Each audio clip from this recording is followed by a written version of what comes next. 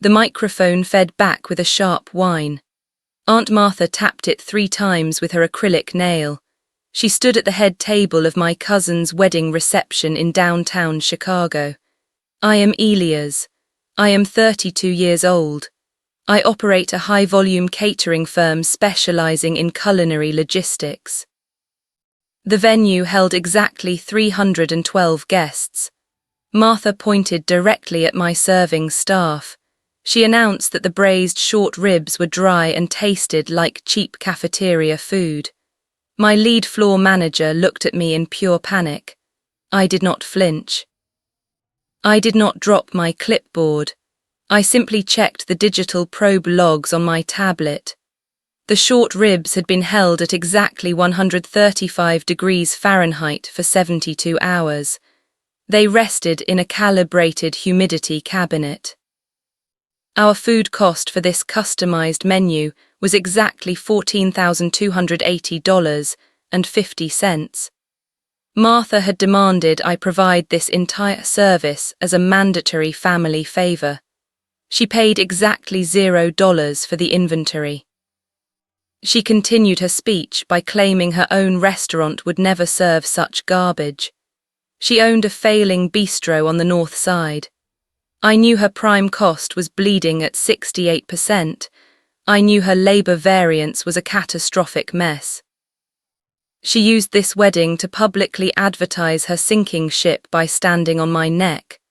The crowd shifted uncomfortably in their rented chairs. A few people looked over at the catering station. I watched her smile with a venomous sense of entitlement. She expected me to shrink away in shame. She expected me to apologize to the bride and groom. I did nothing of the sort.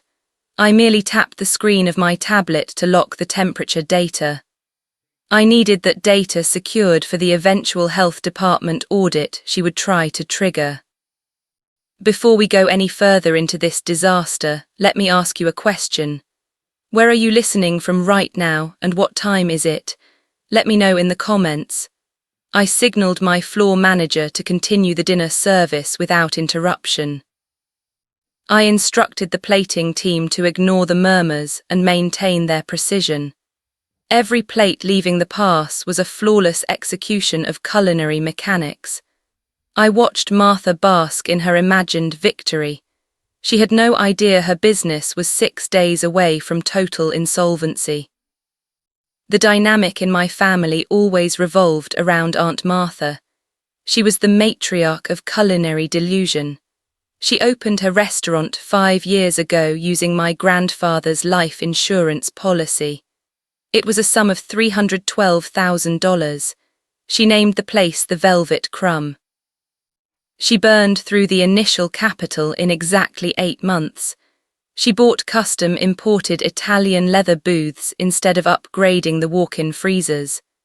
She prioritized aesthetic vanity over functional infrastructure. I was forced into the role of her unpaid operational lifeline. My parents conditioned me to view this as a necessary family obligation. They called it supporting her dream. I called it subsidizing her sheer incompetence. Over the last 4 years, I absorbed her systemic failures. I allowed her to piggyback on my vendor accounts to secure wholesale pricing. She utilized my net 30 credit lines with premium meat purveyors. I sent my sous chefs to cover her line during chaotic weekend rushes. My payroll absorbed their overtime rates at time and a half. I audited her profit and loss statements every single quarter. I found inventory shrinkage exceeding 20%.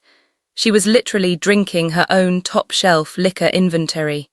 She was giving away massive free meals to her friends. When I confronted her with the data, she accused me of lacking passion. She said my spreadsheets could never understand the soul of hospitality. She gaslit my parents into believing I was trying to steal her recipes. Her recipes were fundamentally flawed combinations of out-of-season produce and cheap butter. I spent 45 hours a month untangling her logistical nightmares. I filed her state tax remittance forms.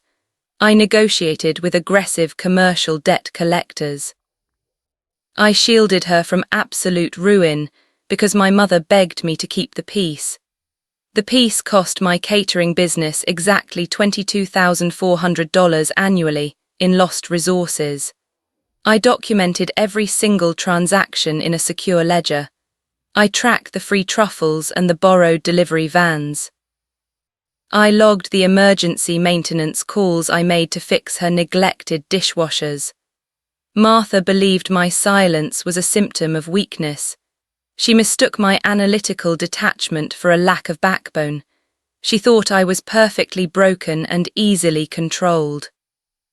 She truly believed her public humiliation at the wedding would force me to work harder for her approval. I never wanted her approval. I collected the data. She was incorrect. My unseen labor was the invisible concrete foundation of her entire restaurant. Martha believed her charm kept the lights on. She did not understand the digital infrastructure keeping her doors open. I controlled the master administrative access to her point-of-sale system. It was a cloud-based network routing every single transaction through my central server. I maintained the complex integrations linking her daily sales to the state tax portal. Without my back-end maintenance, her credit processors would hold funds for security audits. She took this seamless daily cash flow entirely for granted. Her supply chain was equally dependent on my established credibility. She purchased her prime beef through my exclusive commercial vendor portal. My catering license guaranteed a strict Tier 1 bulk discount. This saved her exactly $4.20 per pound on ribeye. She assumed the delivery trucks arrived because she was a valued customer. They arrived because my automated payments cleared the invoices every Tuesday at dawn. I also managed her strict sanitation compliance logs. Her commercial grease trap required specialized pumping every 90 days. The city mandates strict documentation for hazardous waste disposal. Martha never once signed a single service manifest. I held the digital signature authority with the environmental services contractor. My name was on the master liability rider for her building lease. If the exhaust hoods caught fire, my insurance policy was the secondary buffer. I absorbed this immense liability to protect my mother from financial ruin. Martha was entirely oblivious to the vast mechanical apparatus keeping her from bankruptcy. She only saw the dining room and expensive floral arrangements. She ignored the exhaust fan motors and the compressed gas cylinder contracts. I paid the lease on her beverage carbon dioxide tanks. That was a recurring fee of $214 a month. I quietly subsidized her ignorance through a network of secure passwords and wire transfers. Every password reset, every vendor dispute, and every payroll calculation was handled in silence.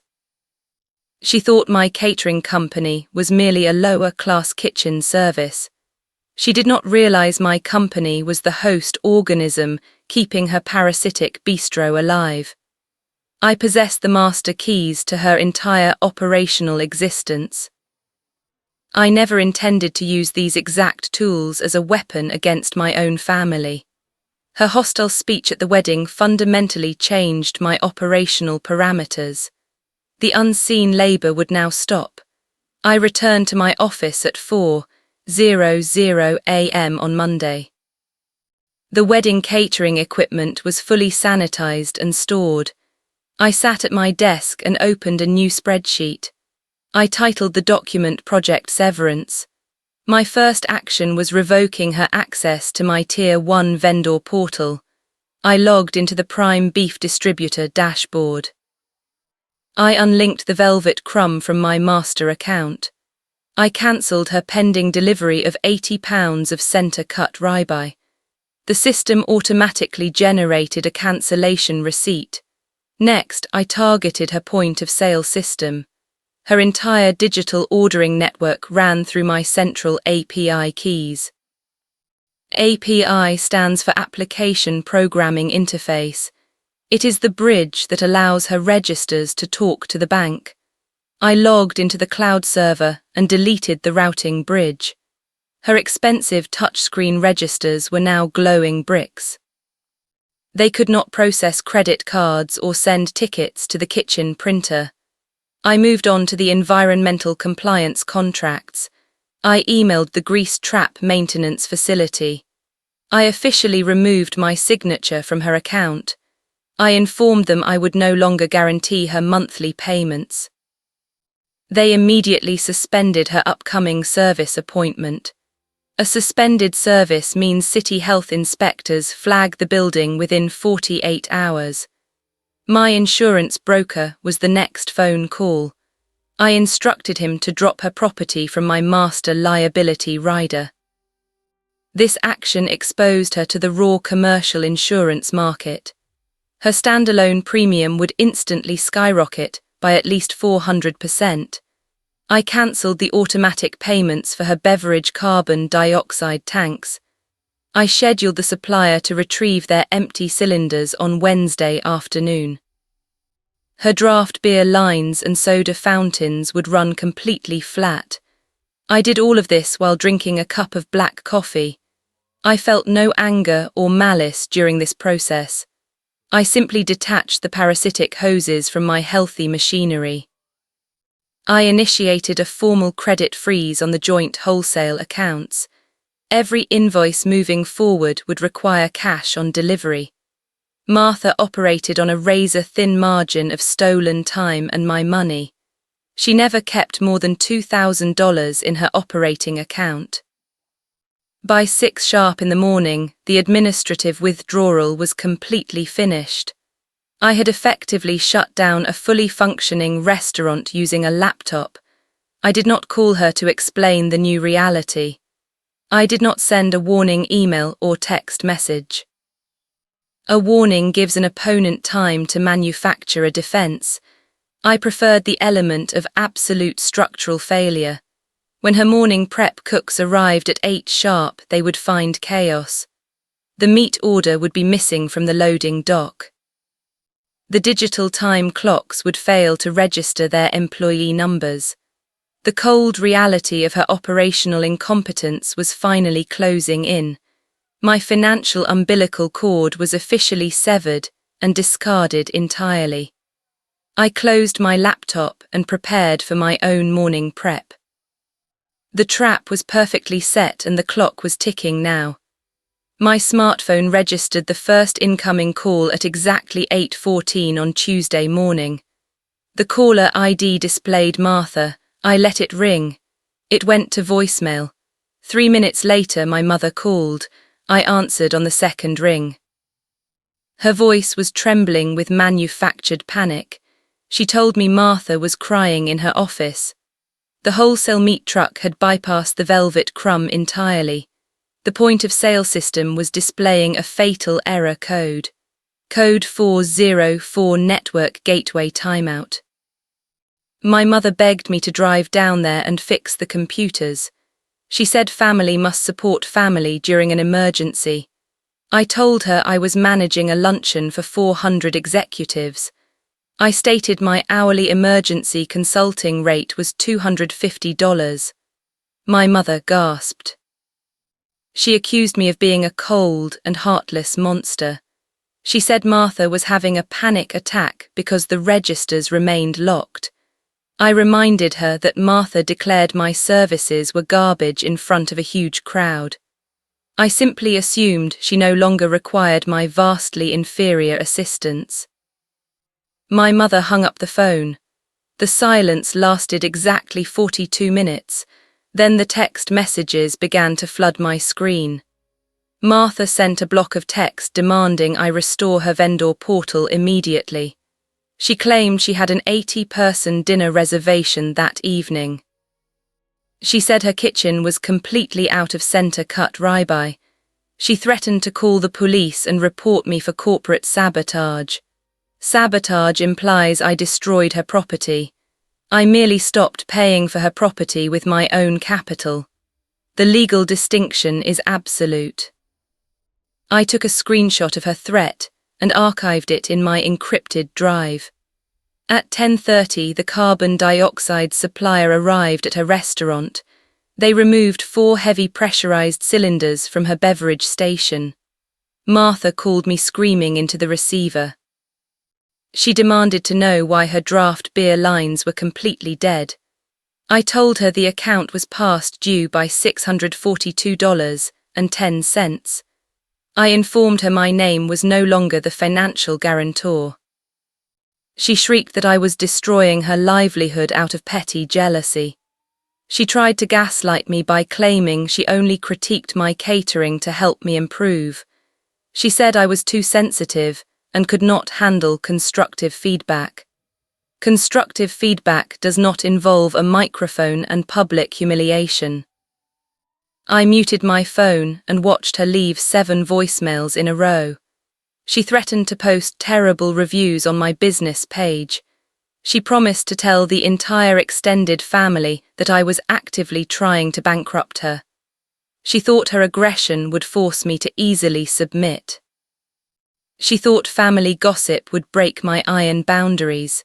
She was reacting with raw emotion and blind entitlement. I was operating on a strictly mathematical level of cause and effect.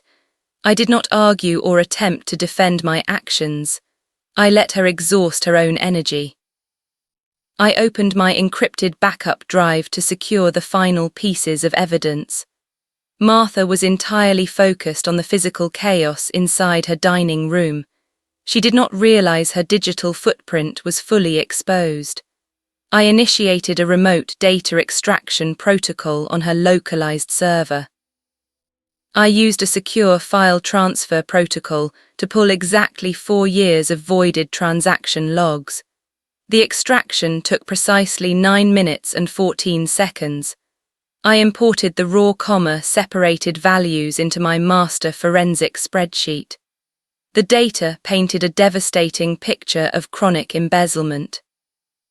Martha had systematically abused the manager void function on her register. A manager void removes an item from the final bill after the inventory is already depleted. She used this function 342 times in the last fiscal year alone.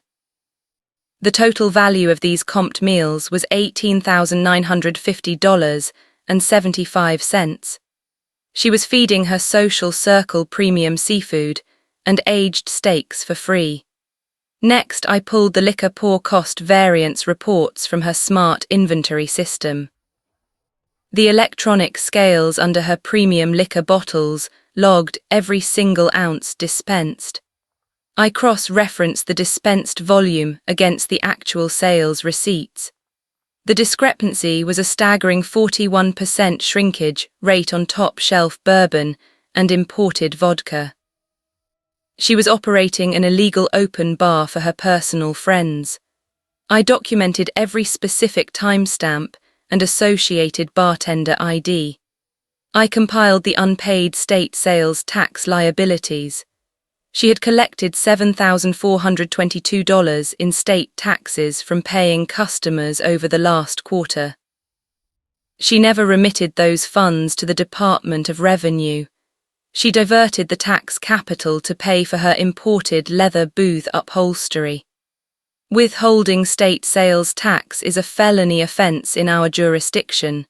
It is considered direct theft of government property. I gathered the grease trap manifest logs I had maintained for her. I exported the automated emails proving she ignored critical sanitation warnings. I compiled the invoices showing my catering business paid her commercial property insurance. I organized the receipts into a chronological PDF portfolio. The final document was 184 pages of irrefutable financial treason. It was heavily annotated with highlighted routing numbers and digital signature timestamps. I did not need to argue with her or trade emotional insults.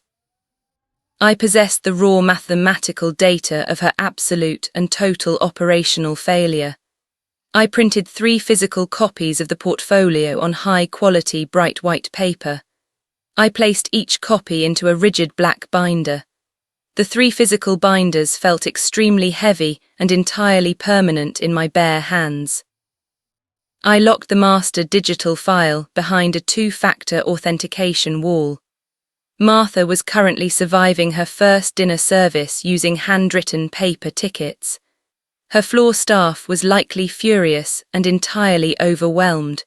She thought the worst of her problems was a broken computer.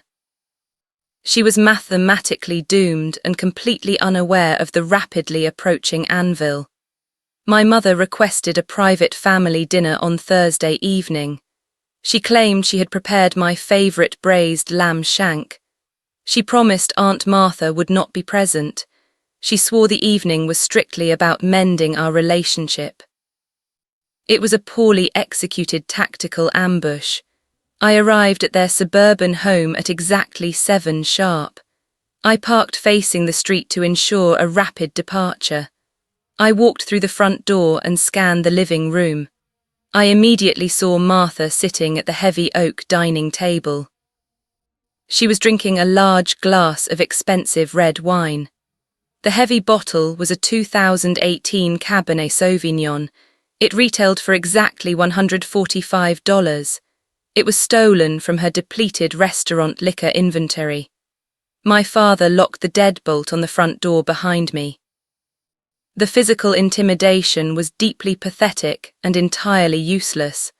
My mother instructed me to sit down and be reasonable. Martha began her performance with a flood of practiced tears. She claimed her bistro was bleeding cash because of me. She blamed my sudden technical glitch for her current systemic failures. She refused to acknowledge the deliberate reality of my administrative severance. She slid a printed document across the smooth oak table. It was a drafted contract demanding I restore her network access.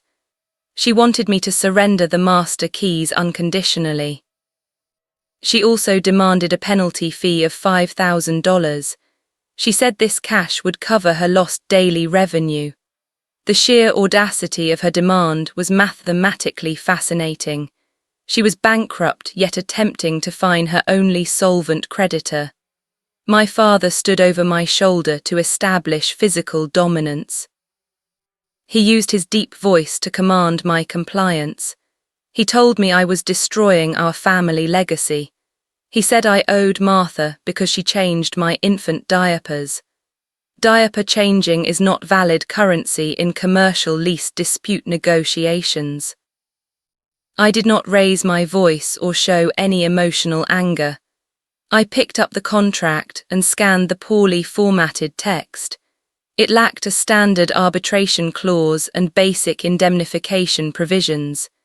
It was a worthless paper typed by a desperate woman.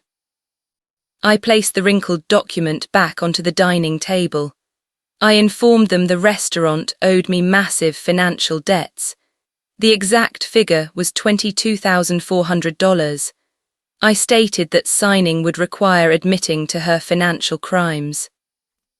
I demanded a notarized admission of her state tax fraud.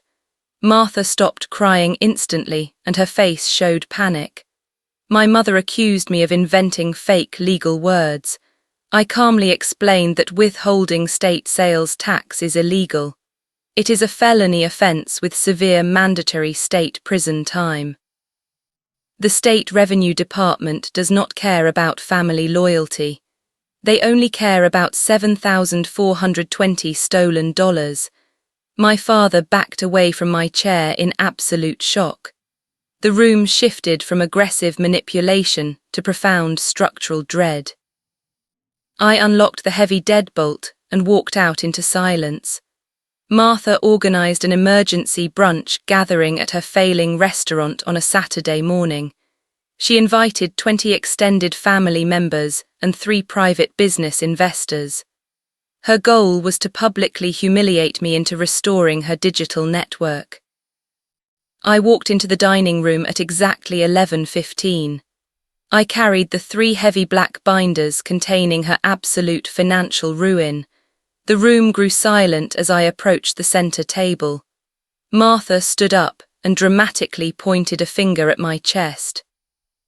She told the crowd I was a malicious saboteur trying to steal her legacy. I did not raise my voice or break my stride. I placed the first binder in front of her lead investor. I handed the second binder to my shocked father. I kept the third binder in my left hand. I opened my copy to page 47. I read the exact figures of her chronic embezzlement out loud. I stated she voided 342 manager tickets. I explained that she stole $18,950.75 in premium inventory. A manager void steals directly from the bottom line.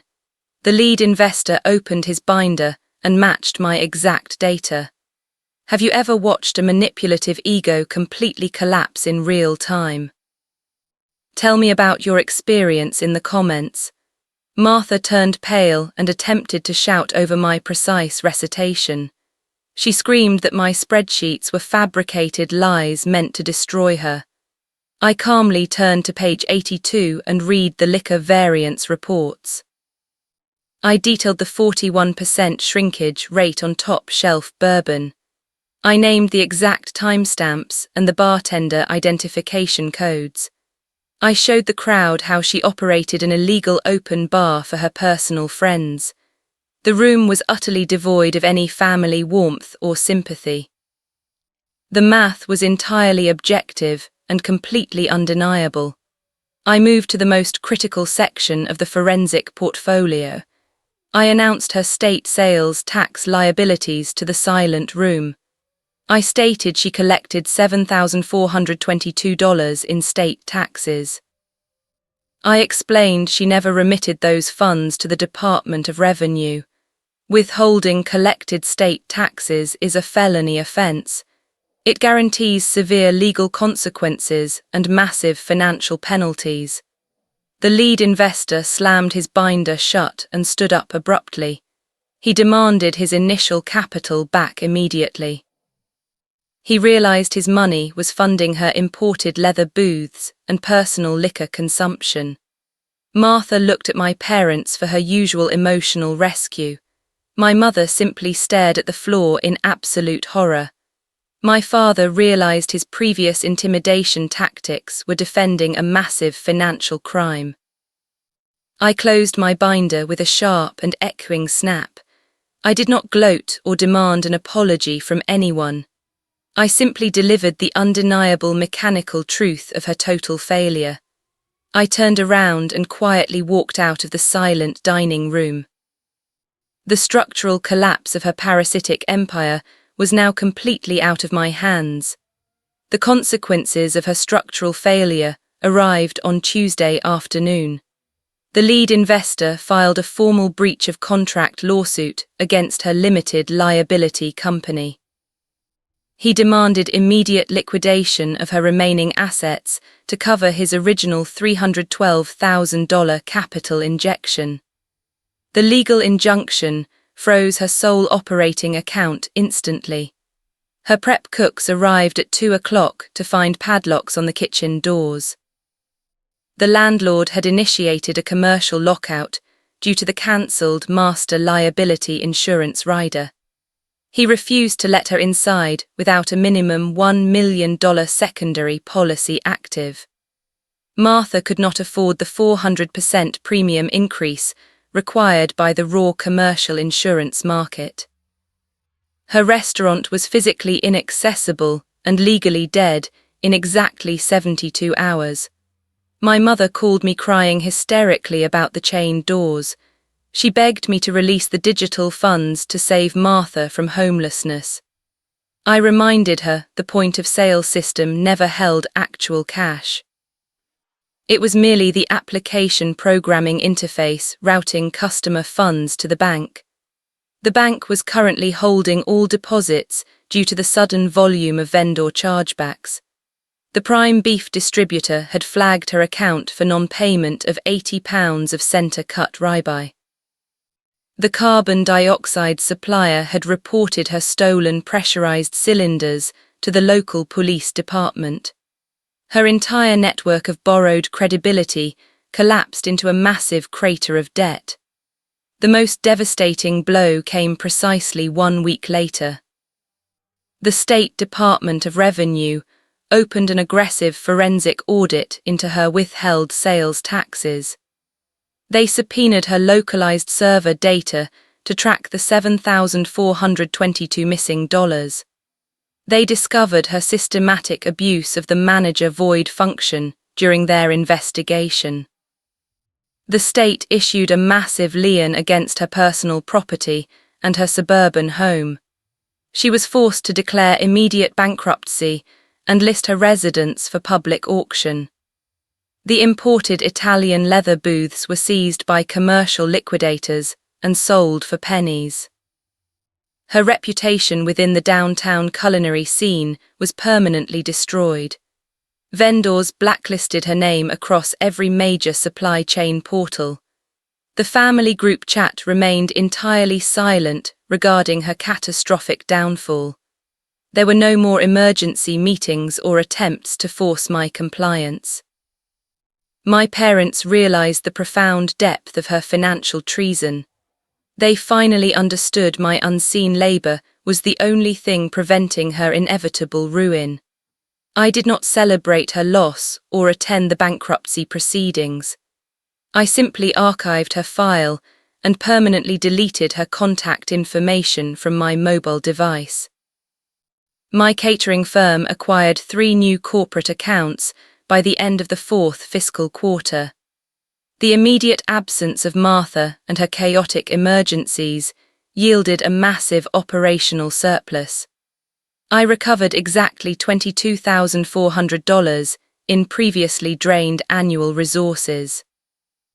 I reallocated those funds into upgrading my primary blast chillers and expanding my culinary logistics fleet. I now sleep precisely 7.5 hours every single night. I no longer wake up in the dark to fix someone else and their broken machinery. The concept of family loyalty is often weaponized by those who refuse to build their own foundations. They demand unconditional support while providing nothing but systemic structural damage. A parasite cannot survive when the host organism recognizes its own profound mechanical value. I simply unhooked the feeding tubes and allowed gravity to do the remaining work. Martha is currently working as a shift supervisor at a massive corporate coffee chain. She operates a standardized espresso machine and wears a green polyester apron every single morning. She has absolutely zero administrative access to their global point-of-sale system. Her new managers strictly monitor her exact inventory and log every single voided receipt. Have you ever had to surgically remove a deeply toxic person from your daily life? Tell me about your specific method in the comments below. True peace is not found in dramatic screaming matches or tearful emotional resolutions. True peace is found in the absolute and quiet mathematics of perfectly enforced boundaries. I close my laptop at exactly 5 p.m. and listen to the silent hum of my solvent commercial refrigerators. The stainless steel prep tables are sanitized, and my inventory is perfectly aligned. The air in my kitchen is exceptionally clean and entirely mine.